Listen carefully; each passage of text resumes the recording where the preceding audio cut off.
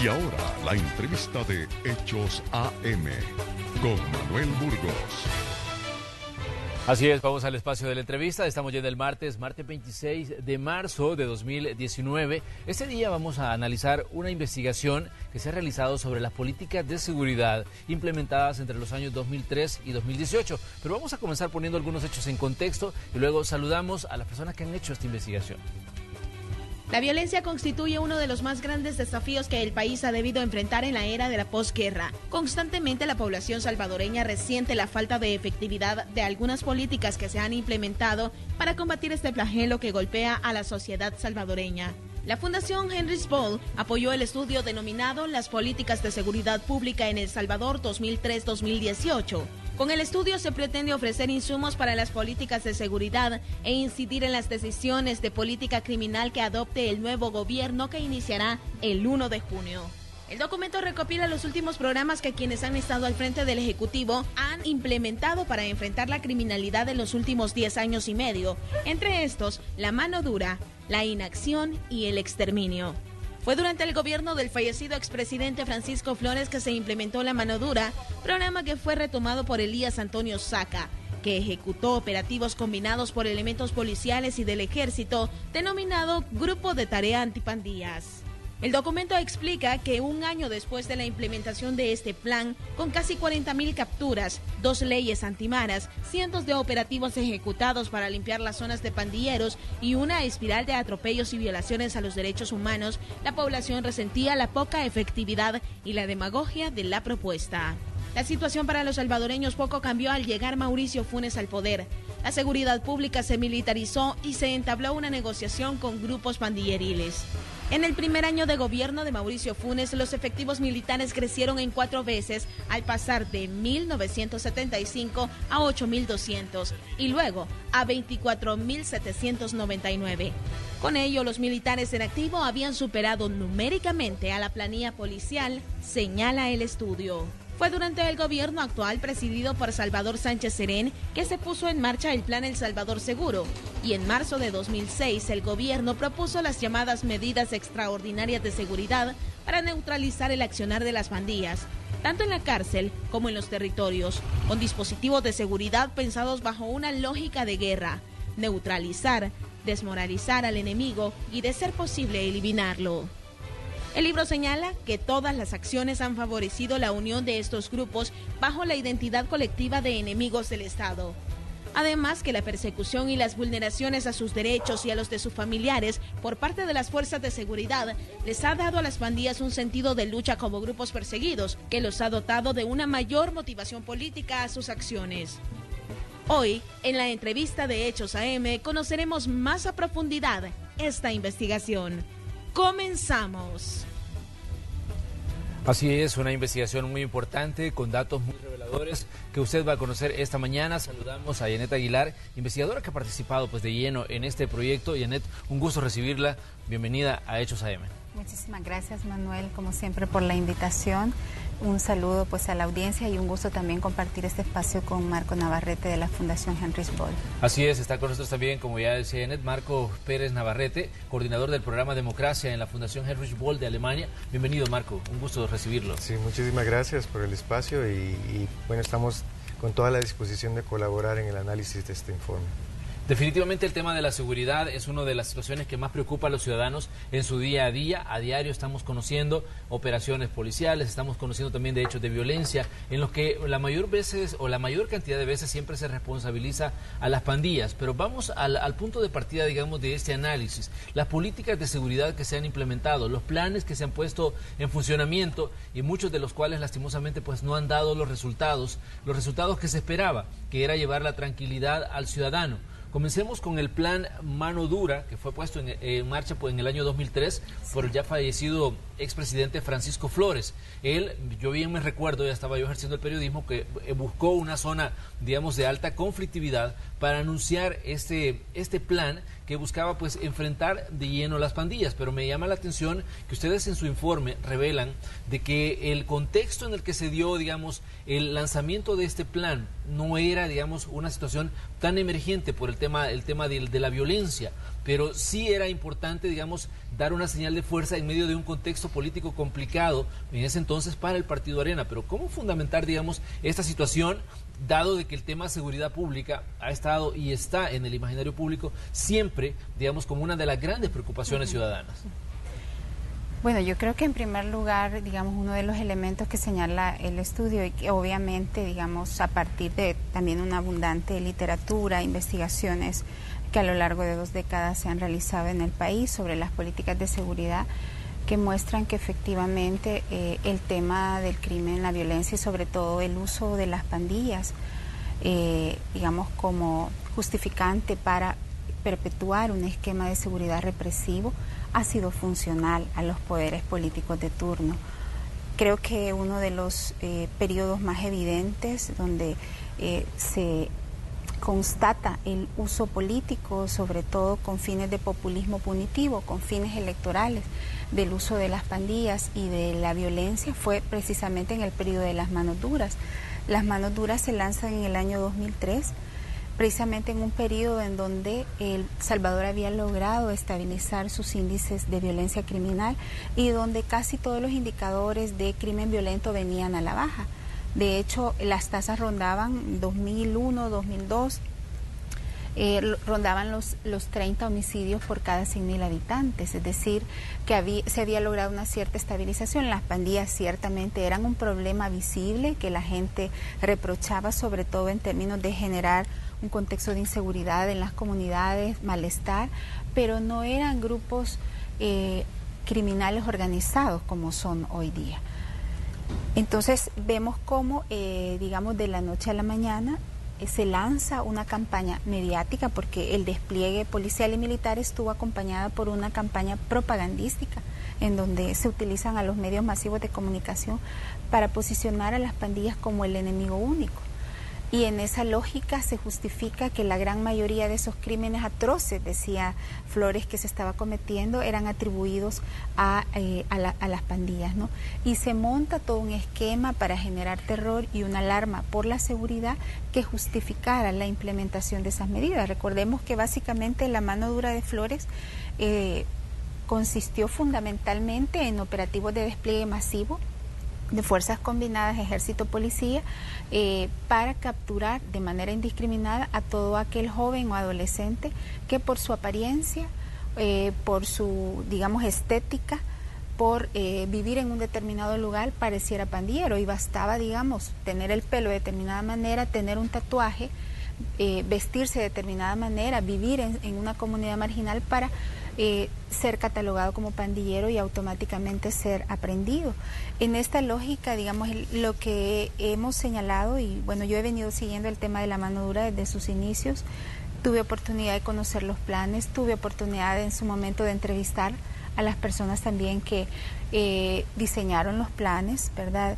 Y básicamente la mano dura se ubica como una justificante para generar un clima, digamos, de terror, de alarma por la seguridad, que favoreciera, digamos, de cara a la opinión pública al Partido Arena en un contexto en donde Arena estaba socavada electoralmente.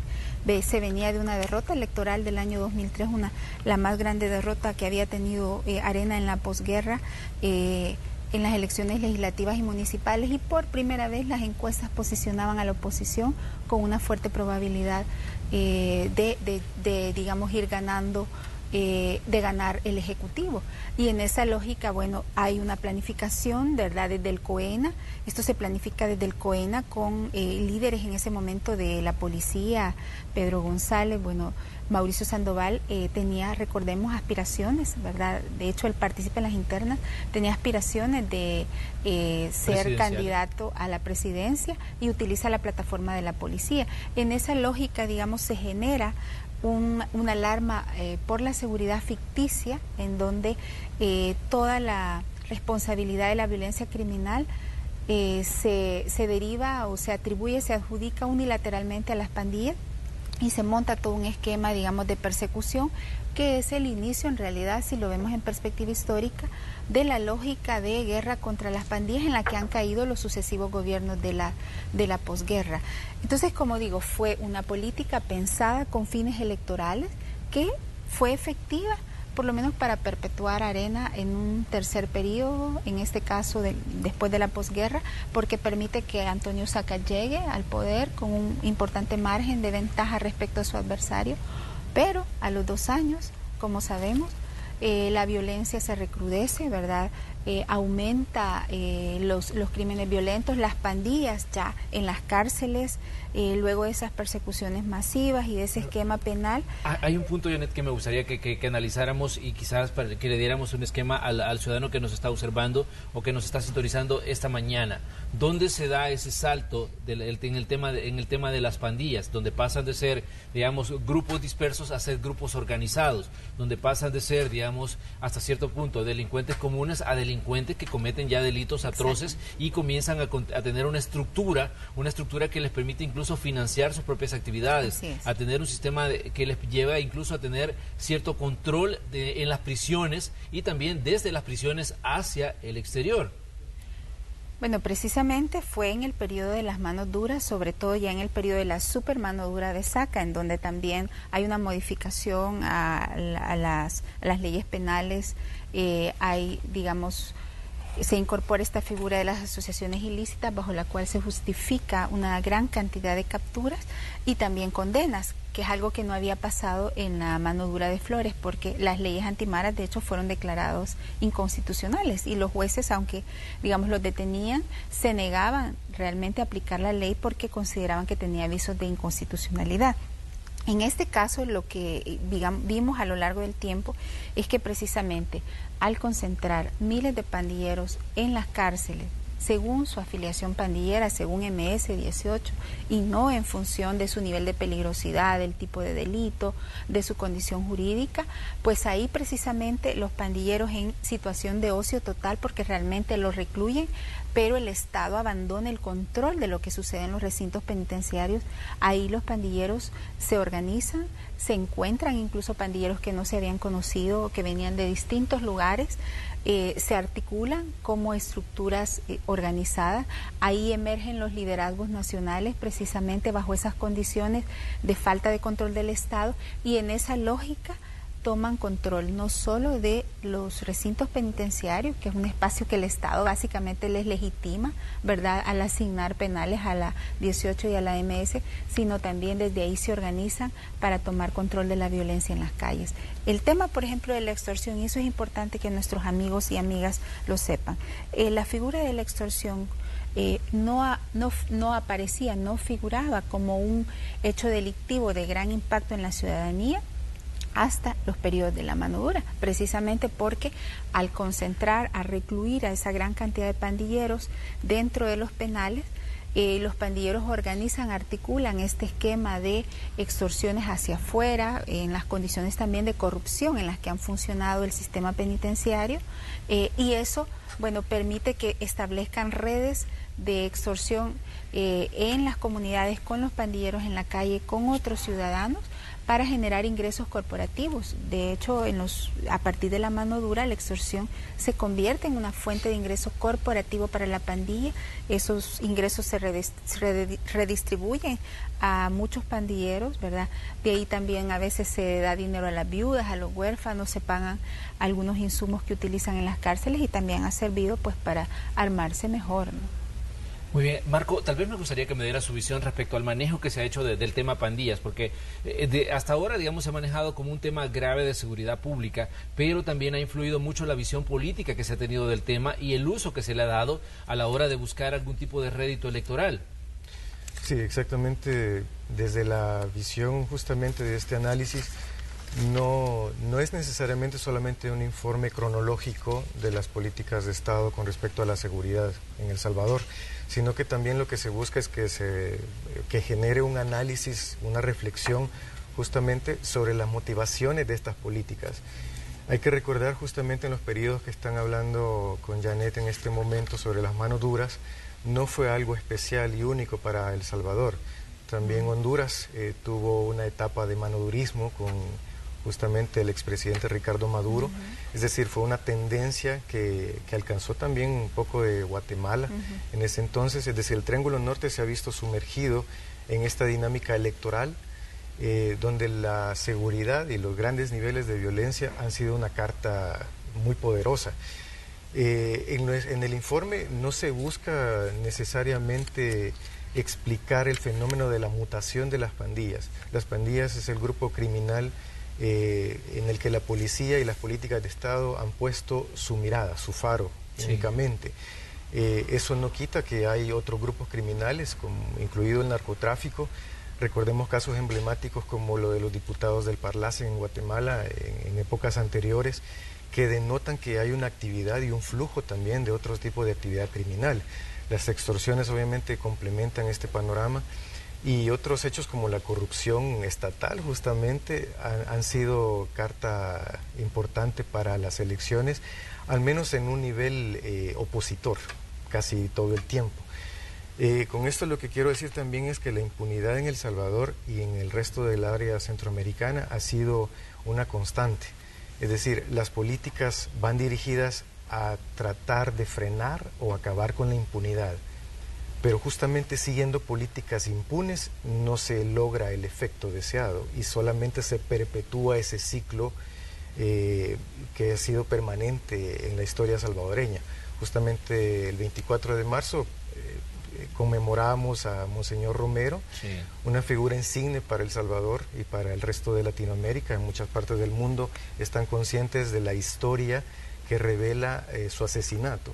O sea, es, digamos, uno de los casos también emblemáticos en la justicia transicional que nos toca muy fuerte a nivel mundial. Y uno se pregunta, bueno, ¿qué pasó con la impunidad de estos casos? ¿Qué pasa con el informe de la verdad, de la Comisión de la Verdad, que también está abierto en este momento?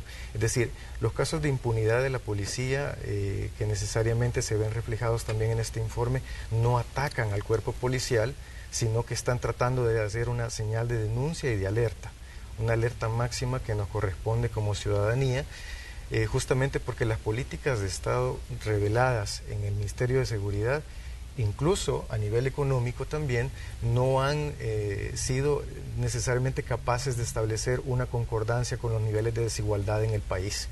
Es decir, las causas estructurales son sumamente importantes para entender este fenómeno. Las pandillas no nacen del aire, las pandillas y los grupos criminales nacen de zonas marginadas, de grupos vulnerados y vulnerables, igual que policías y soldados del ejército. Es decir, hay una vorágine en nuestra sociedad donde hay una depredación, ¿verdad?, entre grupos opuestos, pero que pertenecen al mismo nicho social, al mismo tejido que está parcialmente destruido por causas históricas. Ahora bien, si vemos hacia atrás y vemos, digamos, el tema de la mano dura y la mano súper dura, hasta ahora vemos, digamos, ciertos puntos de diferencia. La mano dura, el presidente Flores hablaba de los grandes operativos a desarrollar en zonas donde se supone las pandillas ejercían algún tipo de control. La mano súper dura ya combinaba, digamos, un trabajo más directo con el sistema de justicia. Pero si hacemos un balance, vemos que ambos proyectos a la larga pues no trajeron, digamos, lo que el ciudadano esperaba, que era, digamos, lograr la calma. En muchos momentos se habla de que no hay una intervención del Estado a la hora de asistir a las personas que son, digamos, afectadas por las pandillas en determinados puntos del territorio nacional. Se dice porque el Estado es ausente en el sentido de que se recuperan los territorios, pero no hay ningún tipo de asistencia para las personas. Al contrario, se dejan, digamos, hasta cierto punto a la deriva y una vez más esto se vuelve un caldo de cultivo para el tema de la criminalidad. Sí, lo que hemos podido, digamos, ver en varios años de estudio de estas políticas es que precisamente no solo no lograron reducir la criminalidad, que fue bajo la cual se justificaron, sino que generaron condiciones objetivas y subjetivas para que la violencia se perpetuara, mutara, evolucionara a nuevas formas y expresiones. Y eso es precisamente lo que hemos visto. O sea, cuando uno examina estos planes y desde la lógica también de la política electoral, no buscaban reducir la criminalidad, no buscaban garantizar ese derecho, ese bien jurídico de seguridad para todos los ciudadanos, no buscaban erradicar el fenómeno de las pandillas, buscaban generar un clima de alarma, de miedo que movilizara a los electores. Esto no es exclusivo de la mano dura, hemos visto por ejemplo, en sucesivas elecciones, como también de nuevo el tema ha sido instrumentalizado. Hemos visto cómo la negociación con pandillas del año 2012, que mediáticamente se denominó tregua entre pandillas, realmente fue una estrategia política orientada realmente a garantizar ciertas prerrogativas o ventaja política en su momento, no solo para el gobierno del FMLN, sino con miras también a la intencionalidad o a las aspiraciones electorales que tenía el general Munguía Payés, que en ese momento dirigía el tema de seguridad. Entonces es importante, Manuel, señalar que estas políticas no han buscado realmente abordar los fenómenos de la delincuencia, de la criminalidad, sino generar climas en el corto plazo que favorecieran electoralmente, funcionalmente a los poderes políticos de turno. Han sido políticas reactivas, es decir, de corto plazo. No ha habido, hasta muy recientemente con la política de justicia, seguridad y convivencia, no ha habido una política de Estado que integre acciones de corto, mediano y largo plazo. Pero además hemos también tenido a la larga un deterioro institucional, porque como consecuencia de estos esquemas punitivos se han desprofesionalizado las instituciones, se ha remilitarizado la Policía Nacional Civil, se ha militarizado la seguridad pública, y esto también ha venido debilitando las capacidades de investigación, pero también las capacidades de efectividad para perseguir el delito, de manera que lo que tenemos hoy día es lo que hemos cosechado. Realmente estas políticas no se pensaron para reducir el crimen, se pensaron realmente para generar condiciones que favorecieran a determinados grupos políticos y económicos. Pero además hay un tema de fondo. Estas políticas muchas veces se diseñaron como distractores. Mientras todo el mundo estaba hablando de la mano dura, los medios de comunicación cubrían estas capturas masivas. SACA había articulado una red de enriquecimiento ilícito precisamente con muchos de estos funcionarios vinculados a su gabinete de seguridad, y estaba saqueando el Estado. Algo similar ocurrió con Funes. Mientras todos estábamos hablando y debatiendo de la tregua entre pandillas y si habían bajado o no los homicidios, Funes estaba saqueando el Estado con estos grupos de poder indebido que se articularon en torno al Estado. Entonces, de nuevo, yo creo que es importante situar, aquí no han habido esfuerzos sistemáticos, estatales, sostenidos para reducir la violencia. El tema, por ejemplo, de la prevención ha sido residual, ha sido marginal. Hasta ahora, inclusive en el gobierno del FMLN, que abanderó, digamos, políticas integrales desde a su llegada con en su momento la política de seguridad y justicia, ahora con el plan El Salvador Seguro, en la práctica es risible los fondos que han invertido en el tema de prevención, porque de nuevo han recurrido a las falsas salidas. Esas falsas salidas no se sostienen en el tiempo. Lo que han mostrado aquí y en otros países es que estas falsas salidas pueden generar resultados en el corto plazo, incluso electoreros, pero no se sostienen en el tiempo, sino más bien generan condiciones para ir debilitando las capacidades del Estado en el combate a la criminalidad, pero también van generando condiciones como, por ejemplo, la evolución criminal de las pandillas y la evolución política de las pandillas, que hace que los fenómenos criminales vayan potenciándose. Mientras tanto, ¿qué está pasando con el crimen organizado? ¿Verdad? Aquí no ha habido una apuesta para la criminalidad organizada de persecución seria, no ha habido realmente una política que priorice el combate al crimen organizado.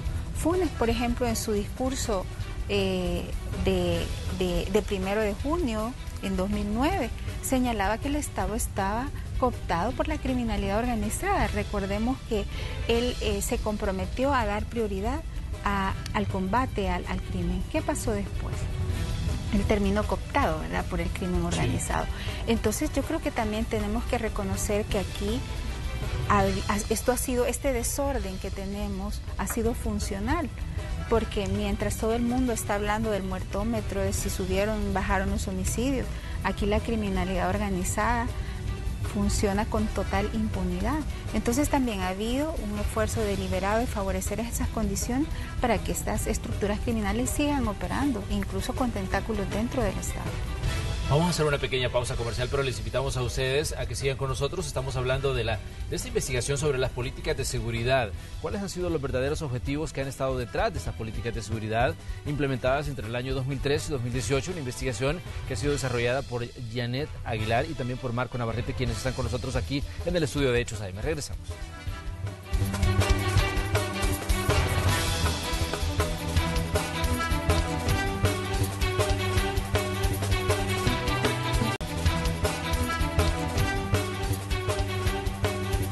Esta mañana en el espacio de la entrevista de Hechos AM conversamos sobre un informe que se ha desarrollado sobre las políticas de seguridad que se han implementado en El Salvador entre 2003 y 2018. ¿Qué hay detrás de todo esto que se ha hablado en estos años sobre el tema seguridad pública, sobre el tema de las pandillas? Conversamos esta mañana con Janet Aguilar, quien ha trabajado en este informe, y también nos acompaña Marco Pérez Navarrete, coordinador del programa Democracia de la Fundación Heinrich Böll de Alemania. Conversábamos sobre esta situación que tiene que ver, digamos, con el tema de seguridad pública, un tema que nos afecta a todos y que nos preocupa a todos. Pero la pregunta es, ¿dónde ha quedado la Policía Nacional Civil dentro de todos estos planes en materia de seguridad?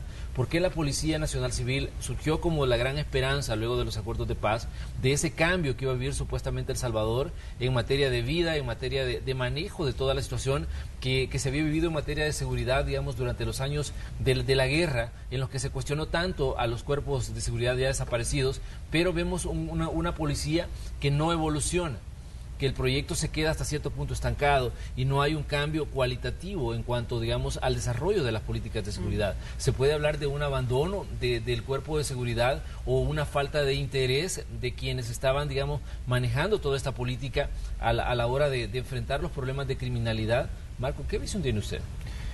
Sí, bueno, la policía justamente nace como parte de los acuerdos de paz en El Salvador después de la Guerra Civil.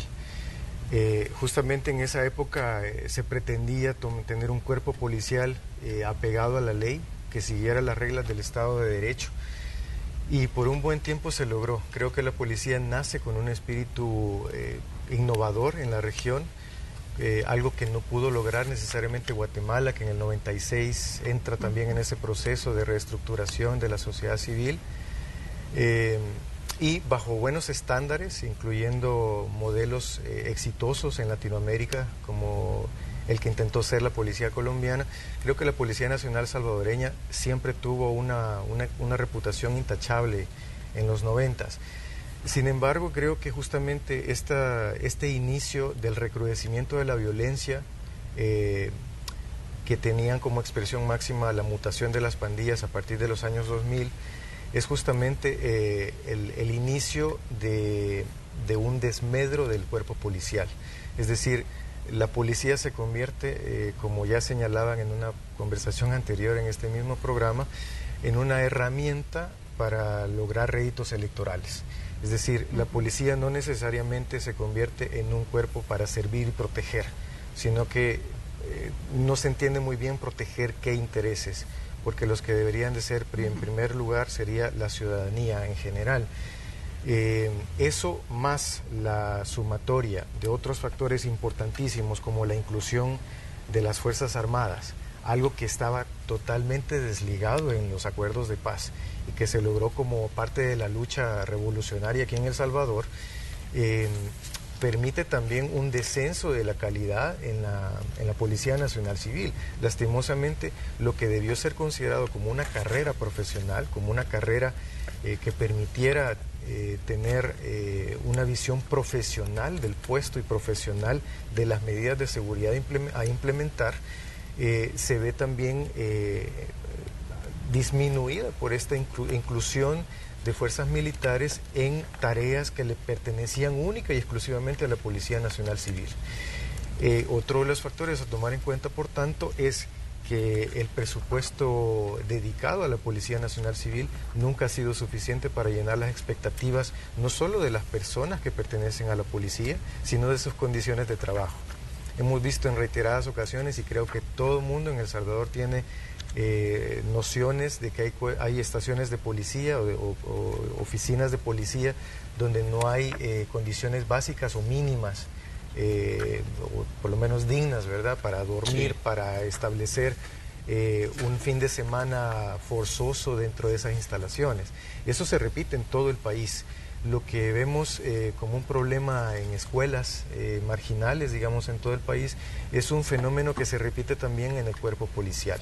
Y por último, también creo que es un factor importantísimo cómo la policía se ve a sí misma. Es decir, es necesaria definitivamente un planteamiento de reforma policial en este sentido.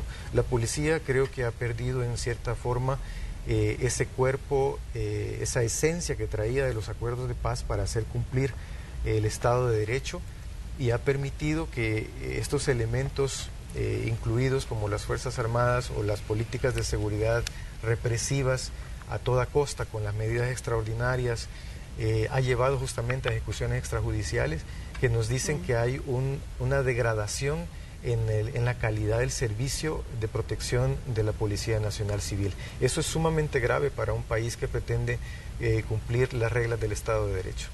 Ahora bien, hablábamos de las políticas de seguridad, comenzábamos con el tema de la mano dura implementada durante la administración Flores, la mano súper dura durante la administración Saca, las promesas que hizo Mauricio Funes al inicio de su periodo de gobierno en 2009, pero vemos que el tema seguridad persiste en un segundo periodo de gobierno del FMLN. Durante la administración Sánchez Serén se ha hablado muchísimo sobre las situaciones, digamos, de seguridad pública que afectan a los ciudadanos, la percepción que tiene el ciudadano respecto al tema de seguridad ha estado presente en sondeos de opinión que se han hecho durante los últimos años, y vemos que aparece en los primeros lugares como uno de los temas prioritarios. Pero ¿cuáles son las fallas que se siguen cometiendo, digamos, a la hora de poner en marcha políticas de seguridad? Bueno, yo creo que en primer lugar ya hemos mencionado que precisamente se ha apelado a un enfoque unilateralmente punitivo. Por más que se habla a nivel retórico de políticas integrales, sobre todo en estos últimos dos gobiernos que se dijeron ser de izquierda, en la práctica han recurrido a las mismas falsas salidas, esquemas represivos, militarizados de combate unilateral a las pandillas. En este caso, en los últimos dos gobiernos se instala también un esquema de lógica de guerra, ¿verdad?, que aumenta los niveles de confrontación y que somete a la Policía Nacional Civil a una enorme presión en términos de enfrentar, digamos, esta lógica de confrontación, y que ha derivado precisamente en un mayor proceso de descomposición, que si bien es cierto no era nuevo, porque realmente hay un proceso de desnaturalización de la Policía Nacional Civil casi desde sus orígenes, y que se profundiza con la mano dura, pero que se viene a profundizar precisamente en los últimos dos gobiernos. Hoy día, como antítesis de lo que fue el diseño de los acuerdos de paz, de una policía civil, democrática, profesional, apolítica, tenemos precisamente un modelo de policía militarizado, que se ha desprofesionalizado, que al final nuevamente ha sido utilizado como una herramienta de sectores políticos, del gobierno político de turno, pero que además ha instalado dentro de su práctica cotidiana esquemas de marcos de actuación al margen de la ley y esquemas de ejecución extralegal, como lo señala también el estudio a partir de una serie de información que se recaba.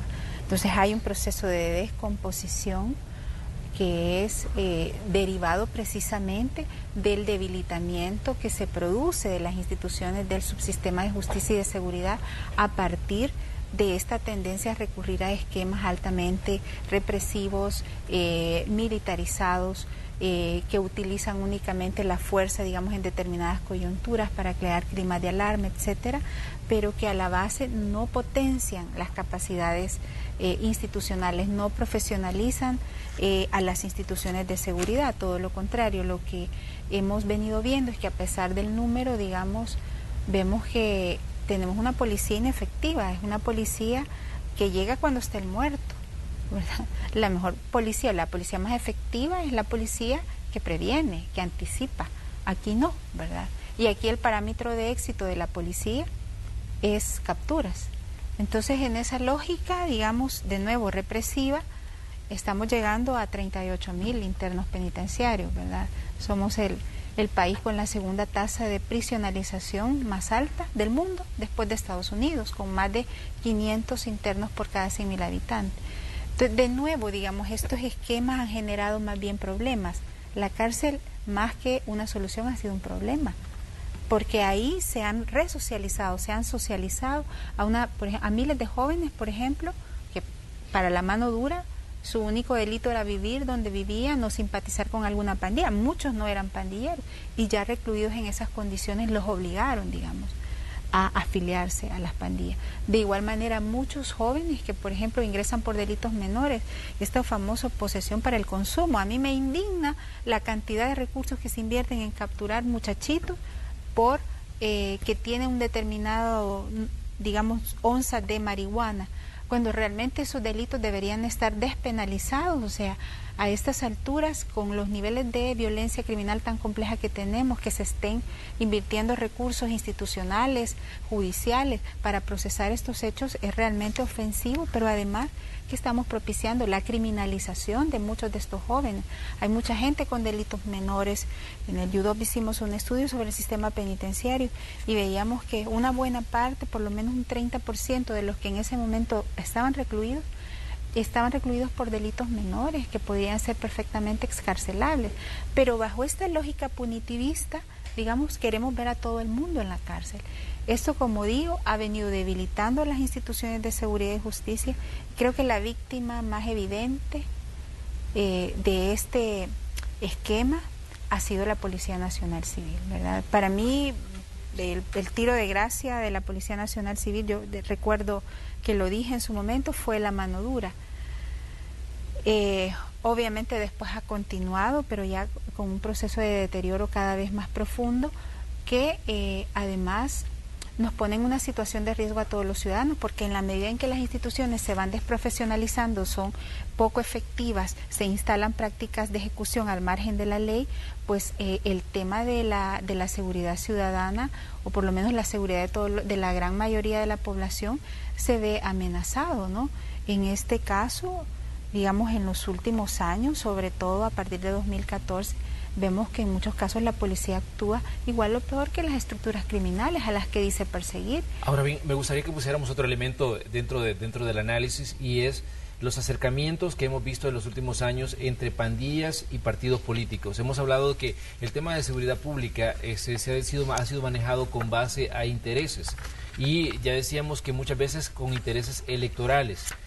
Digamos, ¿qué tanto, digamos, ha afectado el tema de seguridad el hecho de que el ciudadano pueda percibir que en determinado momento quienes les hablan de combatir las pandillas y que lo ven como una promesa, digamos, a futuro, porque son personas que aspiran a cargos de elección popular, de pronto están sentados con gente que, digamos, está involucrada en hechos de violencia, con pandillas, y que están, digamos, incluso negociando situaciones que podrían darse a futuro con un resultado electoral? ¿Qué tanto, digamos, esto impacta, digamos, el imaginario público? ¿Qué tanto impacta las mismas políticas de seguridad y la credibilidad de los sistemas en la lucha contra un fenómeno como el de la inseguridad, Marco? Sí, bueno, en el caso de justamente de la mutación de estos grupos, recordemos que estos nacen, como decía, de la misma sociedad, es decir, nacen de la misma ciudadanía, y por ello están en contacto directo con el diario vivir de una comunidad X. Es decir, tenemos casos famosos como La Campanera y otras zonas donde es impenetrable el acceso de la policía, o el acceso de otras personas ajenas a la comunidad es restrictivo. Eso quiere decir que, entre otras cosas, la pandilla también cumple un papel de integración de la comunidad bajo sus propios fines. Sí. Es decir, esto no quita de que sea un modelo comunitario por excelencia, sino que lo que hace es llenar la ausencia de Estado que tenemos en El Salvador. Esto no es ajeno al país, esto se ve en otros países como Honduras y Guatemala en menor medida.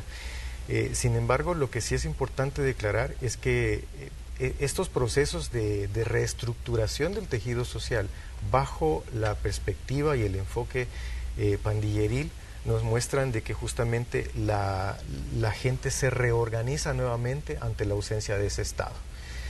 Si no hay prestaciones sociales, si no hay educación, salud, por lo menos los servicios básicos que garanticen una vida digna, y no hay medidas económicas, medidas que permiten la obtención de un salario a través de del mecanismos formales, la pandilla llena ese espacio.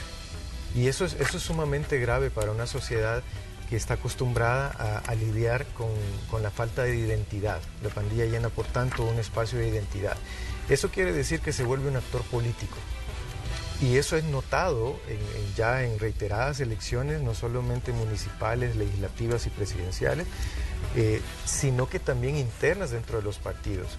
Y eso es también un fenómeno que va a seguir en progresión, creo yo, a mi juicio. Este fenómeno no desaparece solamente por represión. Este fenómeno simplemente debe ser tratado como se trataría a cualquier grupo humano sensible a las necesidades básicas. Tenemos que empezar a pensar con otra mentalidad. Es decir, si estamos bajo el enfoque de represión y favorecimiento de la impunidad, vamos a seguir logrando lo que hemos tenido hasta este día. Entonces, las pandillas como actor político van a seguir medrando esa situación, justamente porque no hay una capacidad técnica, una capacidad profesional para enfrentar el problema bajo los derechos ciudadanos, bajo garantías constitucionales. Esa sería la clave para empezar con una nueva reforma, y esperamos que también el nuevo gobierno entrante pueda asumir ese papel de, por lo menos, de proponer medidas que sean distintas, porque ya se demostraron que estas a través de 15 años no han funcionado. Ahora bien, durante la administración Sánchez Serén, uno de los digamos, puntas de lanza de su política de seguridad ha sido el plan El Salvador Seguro. Dentro de todo esto, las medidas extraordinarias de seguridad, algunas que ya son, digamos, que dejaron de ser extraordinarias para ser ordinarias. Digamos, ¿qué observación hay sobre todo esto, sobre el manejo que se ha hecho, digamos, del tema seguridad pública durante la administración Sánchez Serén? Bueno, lo que encontramos es que hay una política de doble estándar. Por un lado, digamos, se habla de una política integral, el plan El Salvador Seguro, se crea el Consejo Nacional de Seguridad y Convivencia Ciudadana, que es un espacio de diálogo, de interlocución, asesor al ramo de seguridad sobre las políticas o los ejes, digamos, que en este caso se establecen, el de eje de prevención, de control y persecución del delito y de rehabilitación y de reinserción. Sin embargo, en la práctica, pese a toda esta retórica, los esfuerzos que han habido de distintos sectores comprometidos con esta iniciativa, que creo que ha sido muy valiosa, en la práctica se han decantado, el Gabinete de Seguridad ha ido por otro rumbo. Como decía, por ejemplo, Mario Vega, que también es miembro del Consejo Nacional de Seguridad y Convivencia, las medidas extraordinarias son un contrasentido al plan El Salvador Seguro, ¿verdad? No solo porque van en otra dirección, sino también porque vulneran derechos fundamentales, porque bajo la justificación de reducir el crimen se está incluso cometiendo crímenes. El Estado está actuando al margen de la ley, que ha sido el caso de las ejecuciones extralegales, el contexto que ha favorecido estas muertes cada vez más reiteradas y las condiciones de denigración, de deshumanización, de animalización bajo las cuales se ha recluido a miles de pandilleros en estas cárceles. Esto no es rehabilitación, por Dios. O sea, no es rehabilitación, no es reivindicación, no es resocialización. Es un esquema de aniquilamiento bajo una lógica de venganza, ¿verdad? Liderado por el Gabinete de Seguridad. Entonces, a mí sí me pareció sumamente preocupante que el Consejo Nacional de Seguridad y Convivencia no haya tenido la capacidad para pronunciarse en contra de estas medidas. Ya lo señalaba la relatora para las ejecuciones extralegales que visitó El Salvador a inicios de 2018. Realmente este esquema, estos dispositivos penitenciarios, lo que buscan es deshumanizar, lo que buscan es, como decía, cosificar. Ya no son personas, son cosas, son animales, y bajo esa condición, digamos, de despersonalización es válido cualquier justificación para eliminarlos, que es un poco a veces los mensajes que no solo circulan en las redes y que abanderan ciertos ciudadanos, sino también los que en algún momento han legitimado de manera explícita o implícita a los funcionarios del Gabinete de Seguridad. Pero ¿cómo lograr, digamos, hacer un cambio en la mentalidad del ciudadano? Porque si seguramente en este momento preguntamos cuál considera usted que puede ser la solución al tema de las pandillas, la mayoría de gente va a decir que los maten. que le prendan fuego a las cárceles y que digamos, que los dejen ahí consumiéndose, porque esa es lastimosamente, digamos, la idea que se tiene desde la ciudadanía sobre un fenómeno del que se ha hablado tanto en los últimos años. Sí, yo creo que en buena medida también este sentimiento ciudadano en un segmento, yo no lo voy a generalizar porque también he podido medir todo el clima de opinión y creo que estos temas van cambiando, pero en un segmento se ha instalado obviamente como caja de resonancia de todos estos discursos, de la retórica oficial. Pero yo creo, Manuel, y ojalá no me equivoque, que en la medida en que hay cada vez más ciudadanos, más comunidades vulneradas en sus derechos por los atropellos policiales, en la medida en que le está tocando a otra gente que no necesariamente es pandillero, en la medida en que con eso el lujo de barbarie están ejecutando jóvenes, adolescentes, muchas veces enfrente de cientos de personas, en canchas, en partidos, en circunstancias en donde realmente genera una gran indignación ciudadana. Creo que en esa medida la gente está cambiando de opinión. Y creo que un signo de esto es el apoyo y la base social que cada vez me parece a mí, es más grande, que tienen a su lado las pandillas, porque las pandillas no han podido sobrevivir en los últimos años ante esta embestida estatal sin su base social, que es cada vez mayor. Ciertamente son un flagelo para muchas comunidades, pero a veces las comunidades se encuentran en el dilema entre la policía y la pandilla, porque son víctimas de las pandillas, pero también de la policía. Esas comunidades viven ahí, terminan acuerpando a la pandilla, a veces como una autoridad fáctica. Esto está ocurriendo en muchos territorios.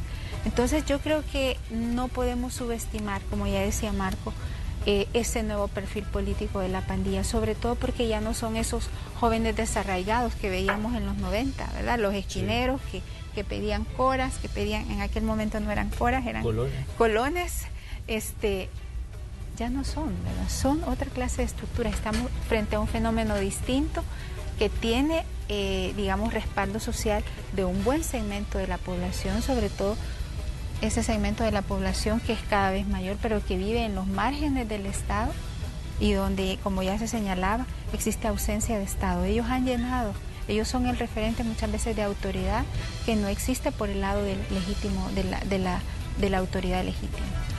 Bueno, le queremos agradecer a Janet Aguilar, gracias por estar aquí, también a Marco Pérez Navarrete por darnos pues un vistazo de este informe. El informe es extenso, realmente creo yo que hay que leerlo y analizarlo y desmenuzarlo para poder entenderlo mejor y poder comprender el fenómeno de que está viviendo El Salvador en materia de seguridad pública, todos los debates que se han dado, todas las políticas que se han implementado. Creo que este es un buen documento que nos puede servir de referencia a la hora de analizar esta situación. Gracias, Janet, por estar aquí, por venirnos a presentarnos este documento en el que ustedes han trabajado.